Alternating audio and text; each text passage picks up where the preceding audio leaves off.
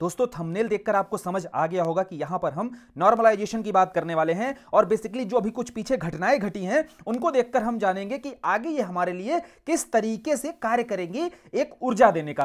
कैसे कार्य करेंगी समझते हैं एक एक करके। पहले नॉर्मलाइजेशन, हम सभी इस पर एक मत हैं कि भाई ये कतई बर्दाश्त नहीं किया जाएगा, किसी भी शर्त पर बर्दाश्त नहीं किया जाएगा। नो इफ एंड बट का मतलब ही है कि भाई आप कुछ भी बोल दीजिएगा कि हम नॉर्मलाइजेशन में ट्रांसपेरेंसी रखेंगे, बेहतर तरीके से मानक का प्रयोग करेंगे, लेकिन हम बिल्कुल नहीं मानेंगे आपकी बात को। उसका कारण है कि आपका पीछे का इतिहास बहुत ही गंदा रहा है। आपने अगर ईमानदारी से नंबर्स दिए होते, ईमानदारी से आपने सारे क्वेश्चन सही प्रिंट किए होते, तो हम आपके इस नॉर्मलाइजेशन जो पद्धति है इसका समर्थन कर देते। लेकिन हम यह नहीं करेंगे क्योंकि आप बिल्कुल अपना अड़ियल रवैया रखते हैं। कितने प्रश्न गलत होते हैं, कितने रिवाइज्ड आंसर की आप निकालते हैं, कुछ भी आप जब क्लियर नहीं करते हैं तो ये नॉर्मलाइजेशन में आप हमारी समस्याएं और बढ़ाने वाले हैं। इसलिए नॉर्मलाइजेशन बिल्कुल बर्दाश्त नहीं है। अब हम देखते हैं कि पीछे जो घटनाएं घटी हुई हैं उसके माध्यम से कहीं आपको बरगलाया तो नहीं जा रहा है, इसको समझ लेते हैं भाई।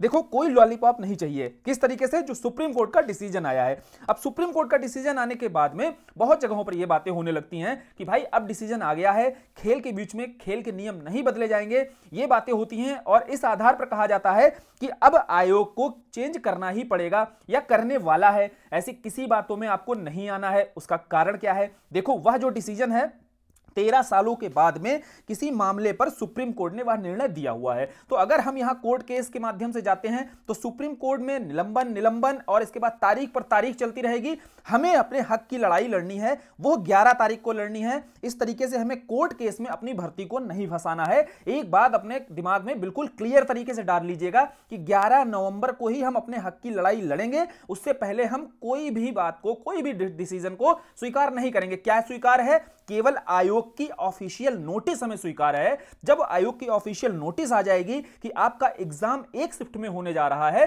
तभी हम यह बात को मानेंगे। ठीक है, उससे पहले आपके पास में देखो पेपर की कटिंग आ रही है। पेपर की कटिंग में आ रहा है कि अब देखो इस निर्णय के बाद से हो सकता है स्थगित हो जाए। तो भैया स्थगित हो जाए, हो सकता है, ऐसी किसी बात को हम मानेंगे ही नहीं। यह बात आप दृढ़ निश्चय के साथ में अपने दिमाग में डाल लीजिएगा कि बिल्कुल भी किसी टेलीग्राम ग्रुप पर कुछ भी बोला जा रहा है आपसे, आपके आंदोलन को कमजोर करने का प्रयास किया जा रहा है। दूसरा यह समझ लीजिएगा भाई, बहुत सारे प्रयास आयोग की तरफ से भी किए जाएंगे कि बच्चों को एक मैसेज दिया जाए कि आयोग जो है इस तरीके का कोई स्थगन जैसा प्रस्ताव ला सकता है। ठीक है, ला सकता है। ऐसा पीछे भी किया गया। पिछले आंदोलन में आपने देखा होगा, अभी जब बैठे गेट पर साथी, तो वहां पर सचिव महोदय आते हैं और सचिव महोदय क्या कहते हैं कि भाई हमने कोई भी अपने स्तर से अभी तैयारी नहीं की है, कोई भी अगर तैयारी की जाएगी उससे संदर्भ में आपको सूचित किया जाएगा। आपको सूचना मिली, नहीं मिली? तो इस तरीके से अगर ऐसी कोई कटिंग अब आती है तो आपको विश्वास नहीं करना है। क्या करना है भाई? हमें केवल 11 नवंबर को एक महाआंदोलन का हिस्सा बनना है, बस।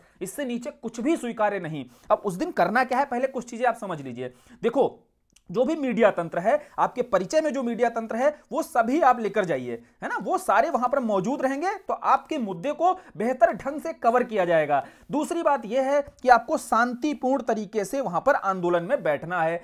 एक बात बताइए, शांतिपूर्ण तरीके से आंदोलन करना हम सभी छात्रों से बेहतर और कौन जानता है ना। हम सभी छात्रों से बेहतर वो आंदोलन करना कोई समझ नहीं सकता है, क्योंकि हमने गांधी की रणनीतियां पढ़ी हुई हैं कि कैसे वो एक आंदोलन को लंबे समय तक के लिए जीवित रखते थे, जीवंत रखते थे। जब हम किताबों में पढ़ना जानते हैं इस आंदोलन को, तो स्वाभाविक सी बात है आंदोलन करना भी जानते हैं। और उसका एक आपको नमूना हम दिखा देंगे 11 नवंबर को, आपका जो प्रयागराज के गेट नंबर 2 पर देखने वाला है आयोग। ठीक है, क्लियर? तो यह चीज ध्यान रखना। और आंदोलन बिल्कुल शांतिपूर्ण होना चाहिए। शांतिपूर्ण आंदोलन इसलिए बोला जाता है क्योंकि अगर आपने आंदोलन को उग्र किया तो उग्र करने पर आंदोलन दमन बहुत तेजी से होता है। इसलिए ध्यान रखना, आपके आसपास कुछ भाई ऐसे भी होंगे जो बहुत उग्र होंगे, तो उन्हें शांत करना है। यह हमारी सबकी नैतिक जिम्मेदारी है कि उन्हें शांत रखो और शांति से इस आंदोलन को आगे बढ़ाओ। ठीक है, इस आंदोलन को बिल्कुल शांतिपूर्ण ढंग से ले चलना है ताकि प्रशासन से भी हमारा सहयोग मिले। प्रशासन भी हमारा सहयोग करता है जब हम शांतिपूर्ण वहां पर बैठते हैं।